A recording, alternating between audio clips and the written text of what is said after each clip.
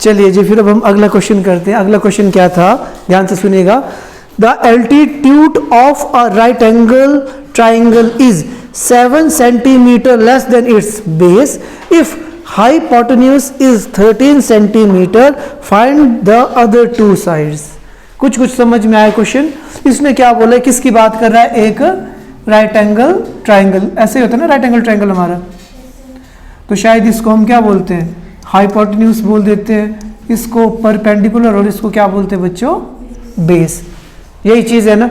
तो इसमें बोला, क्या बोला? The altitude of a right angle is 7 centimetre less than it's base. अब बेस, इसने बोला बेस से कितना कम है? वो 7 सेंटीमीटर कम है। क्या मुझे पता है बेस कितना है? नहीं पता ना। अगर मैं बेस को क्या मान लूं? x मान लूं, तो परपेंडिकुलर बोलूं या हाइट क्या हो जाएगा? उससे 7 कम हो जाएगा। समझ में आया? और साथ में इसने बोला ये जो हमारे पास हाइपोटेन्यूज है वो कितना है? 13 सेंटीमीटर है। That's it.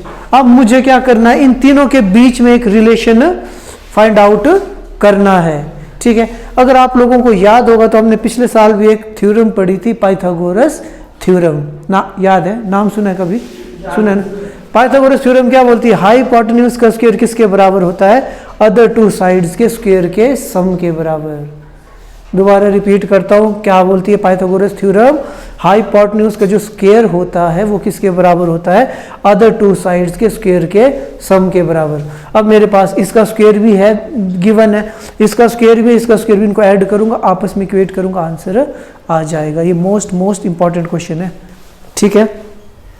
सो ठीक है जी, फिर हम करते हैं ज़रा। तो लिख लेता हूँ मैं, लेट बेस बोला था ना इसमें, लेट लिखिए, let base of right angled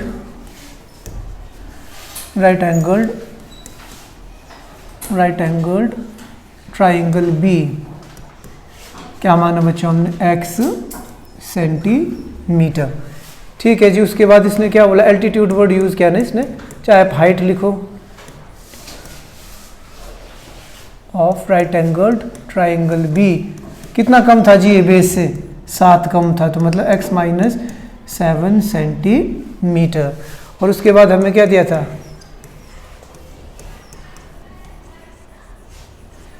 hypotenuse of right angled triangle कितना दिया बच्चों हम लोगों को?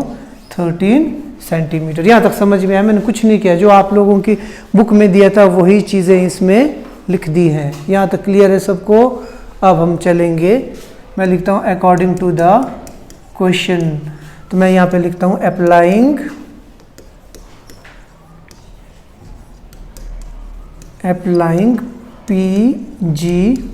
PGT means Pythagoras theorem. In, चलो नाम दे देते हैं इसका ABC, in right angled triangle. कौन सी वाली?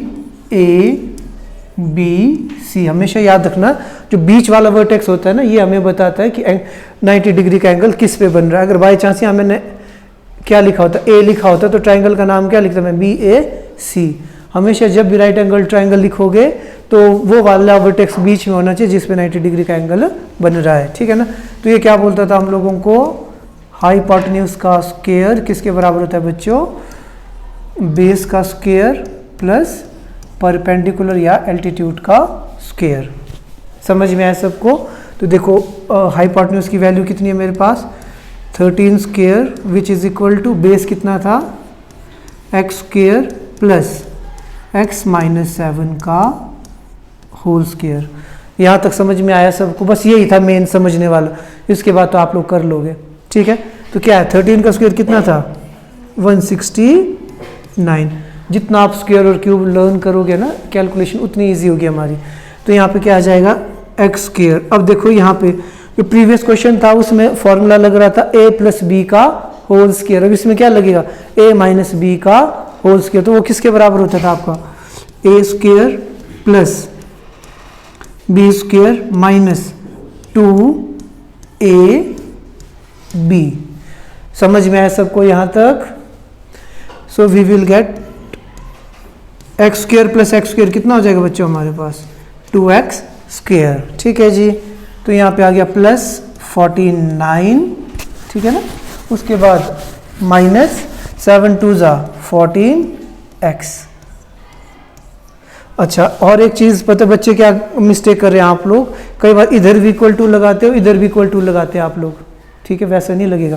इक्वेशन में सिर्फ एक इक्वल टू लगता है, अगर आपने यहाँ लगाना है तो उसको इम्प्लाइज लिखना है। ठीक है, तो क्या है देखो हमारे पास, अब ध्यान से सुना, 2x स्क्वायर को मैंने उधर ही रखा, 14x को भी उधर ही रखा। ठीक है, अब ये जो 69 था ना, इसको मैं उधर लेके चला गया। ठीक है, ये पॉजिटिव था तो इधर आके क्या हो जाएगा? नेगेटिव।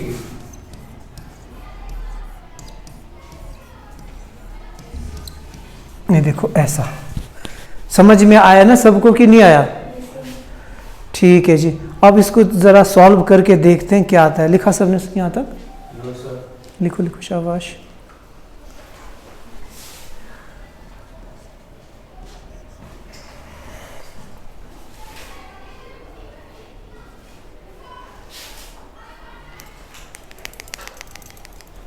यहाँ तक किसी ने कुछ पूछना है? कोई डाउट तो नहीं किसी को? समझ में आ गया सबको? ठीक है, लिखो शौर्य। ठीक है जी, तो आगे चलें। तो हमारे पास क्या बचा था? हमारे पास बचा 2x square minus 14x minus 120 which is equals to 0। I think यही बचा ना हमारे पास, कि प्लस साइन तो नहीं था यहाँ पे? चलो देखते हैं। तो 2x स्क्वायर लिख दिया हमने, माइनस 14x भी लिख दिया, प्लस माइनस माइनस 169 में 49 माइनस किया तो कितना बच गया हमारे पास? 120। ठीक है जी, यहाँ तक समझ में आया? अगेन देखो, यहाँ पे भी 2, यहाँ देखो देखो जल्दी, पहले यहाँ पे भी 2 आया, यहाँ पे कितना है? 4 है ना। अगेन 2 से डिविजिबल, और किसी भी नंबर के लास्ट में अगर क्या आ जाए? 0 आ जाए, तो दिखती बात है वो 2 से डिवाइड होगा ही होगा। तो इसका मतलब पिछले वाली इक्वेशन की तरह 2 से इसको भी डिवाइड करूंगा, इसको भी करूंगा, इसको भी करूंगा और इसको भी करूंगा। ठीक है ना।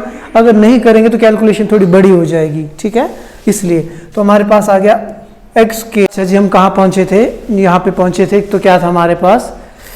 ax square plus bx plus c is equal to 0। ठीक है जी, अब हमने क्या किया? स्टैंडर्ड क्वाड्रेटिक इक्वेशन के साथ इन दोनों इक्वेशंस को आपस में कंपेयर किया और a की वैल्यू निकाली। a का कोएफिशिएंट क्या था? मतलब सॉरी, x स्क्वायर का कोएफिशिएंट क्या था? 1, x का कोएफिशिएंट क्या था? -7, c का मतलब c की वैल्यू क्या थी? -60। समझ में आया सबको? अब हमारे पास फॉर्मूला क्या था? x is equal to minus B plus minus B square minus 4ac upon 2a।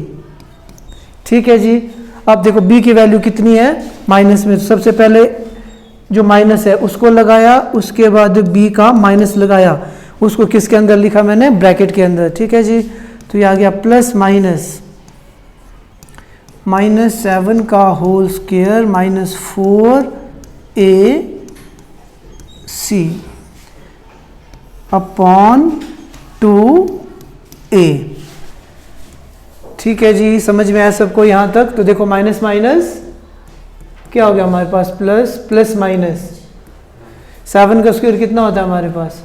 49 minus minus plus, तो कितना हो गया जी? 64 ज़ा 240। यस, तो हमारे पास आ गया 7 प्लस माइनस 289 अपॉन 2। अब मज़े की बात यह है कि भाई अब जिसको स्क्वायर याद है उसके लिए तो 1 सेकंड का काम है, अब जिसको स्क्वायर नहीं आता वो फंस गया। 279 किसका स्क्वायर होता है? 289 सॉरी 289 जो है किसका स्क्वायर होता है?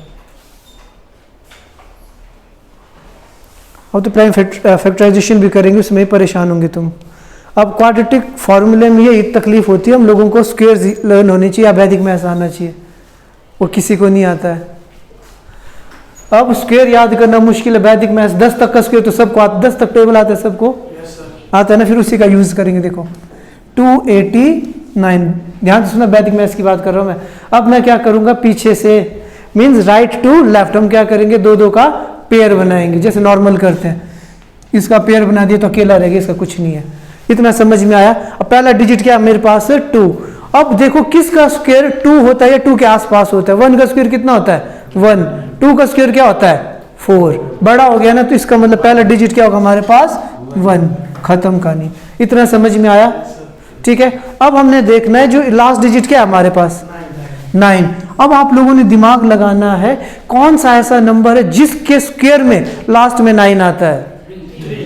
चलो अब मैं यहाँ लिखता रुकना, 3 का स्क्वायर कितना होता है हमारे पास 9। अच्छा, क्या इसके अलावा भी कोई डिजिट होता है हमारे पास 9 तक? 7 का स्क्वायर कितना होता है 49। तो फिर मैंने बोला ना वंस प्लेस का डिजिट, लास्ट डिजिट, हिंदी बोलते ना इकाई का अंक, इकाई का अंक 9। अब इसका मतलब हमारे पास 2 चॉइस है, या तो 13, या तो यहाँ पे जो लास्ट डिजिट है वो 3 होगा, या तो 7 होगा। आई बात समझ में? अब इसमें वैदिक मैथ्स बोलता है कि क्या करो आप, जो पहले यहाँ पे जो डिजिट आया ना उसमें एक बढ़ा दो, एक अधिक कर दो और उसको आपस में मल्टीप्लाई करो और फिर चेक करो कि भाई ये वाला नंबर जो मतलब जो हमारा नंबर है मल्टीप्लाई करने के बाद जो नया नंबर आया उससे छोटा है कि बड़ा है। कॉम्प्लिकेटेड लग रहा है ना, उससे अच्छा है कि इतना तुम्हारे को पता लग गया ना कि भाई 2-2 का पेयर बनाया हम लोगों ने, बना दिया और पहला डिजिट देखा। पहला डिजिट देखना किसके स्क्वायर के आसपास है 1, पहला डिजिट आ गया। उसके बाद अगला काम है लास्ट डिजिट देखना वो किसके स्क्वायर में 9 है ना, किसके स्क्वायर में आता है, या तो 3 के या तो 7 के। तो अब क्या करना, अब तुम्हारे को पता है या तो इसका आंसर 13 है या तो 17 है। कुछ नहीं करना, सिंपल सा 13 से 13 को मल्टीप्लाई कर दो, 3 3 9, 3 3 6, तो कितना आ गया 169। 13 का नहीं है तो इसका मतलब किसका होगा 17 का। बात खत्म। 2 ऑप्शंस मिल जाएंगी हम लोगों को, आसान है, ठीक है। इस तरीके से करना है सबने। क्या करना, यहाँ चाहे 4 डिजिट का नंबर हो चाहे 3 डिजिट का नंबर हो, 4 डिजिट का नंबर हो चाहे 3 डिजिट का नंबर हो, हम क्या करेंगे पीछे से पेयर बनाएंगे, ठीक है। पहला वाला चाहे 1 डिजिट का बने चाहे 2 डिजिट का, फिर हम देखेंगे वो किसके स्क्वायर के आसपास है, चाहे एग्जैक्ट है या उससे पीछे। उसे बड़ा नंबर नहीं लेंगे, या तो एग्जैक्ट वाले को लिखेंगे या उससे छोटे वाले को, बड़ा नहीं लिखना हमने। आ गया पहला डिजिट। हाँ जी, अगर मान के चलते 4 डिजिट का नंबर होता लाइक ये होता तो आप क्या करते, पीछे से मतलब लेफ्ट राइट टू लेफ्ट 2-2 का पेयर बना देते आप। फिर आप देखते कि भाई 28 जो है ये तो हाइपोथेटिकल नंबर है, ज़रूरी नहीं है परफेक्ट स्क्वायर हो या ना हो, ठीक है, ऐसे मानना मैंने, ठीक है। तो आप क्या करते हैं, आप देखते कि 28 किसके स्क्वायर के आसपास होता है, 5 5 25, 6 6 36, 6 से तो बड़ा हो गया ना, तो आप यहाँ पे क्या लिखते 5, पहला डिजिट मिल गया आपको।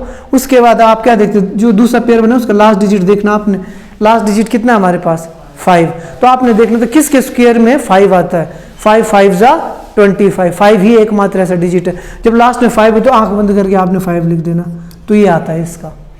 आ गई बात समझ में? मान के चलते 5 के जो कुछ और नंबर होता है ना तो हमारे पास दो नंबर्स आते हैं, ठीक है। तो आपने क्या करना, किसी एक नंबर को आपस में मल्टीप्लाई करके उसका स्क्वायर निकाल देना, वही आंसर आए तो ठीक है, नहीं तो अगला इसका आंसर होगा। क्लियर है बात? ओके रिपोर्ट, ठीक है जी। तो अब हम आगे कर रहे थे, तो हमारे पास क्या आया था, तो हमारे पास आया था जी कितना। अब देखो एक बार मैं क्या करूँगा, पॉजिटिव 17 पकड़ूंगा और एक बार क्या करूँगा मैं नेगेटिव 17 पकड़ूंगा। समझ में आया सबको? तो 17 में 7 जोड़ा कितना आएगा 24, आई थिंक 24 ही आता है ना। 24 को 2 से डिवाइड किया तो कितना आ गया मेरे पास 12। अब यहाँ देखो 17 में 7 माइनस किया तो 10, 10 को 2 से डिवाइड किया तो कितना आ गया -5। अब देखो अगेन मेरे पास x की कितनी वैल्यू आ गई बच्चों, 2 वैल्यूज आ गई, एक 12y एक -5y। क्या कभी आप लोगों ने सुना है किसी की लेंथ नेगेटिव में होती है? नहीं होती। इसका मतलब x की ये वाली वैल्यू तो नहीं हो सकती। सो वी विल टेक 12, जो हम कौन सी वैल्यू पकड़ेंगे, सिर्फ 12 को। आया समझ में सबको? सो आगे चलते हैं ज़रा।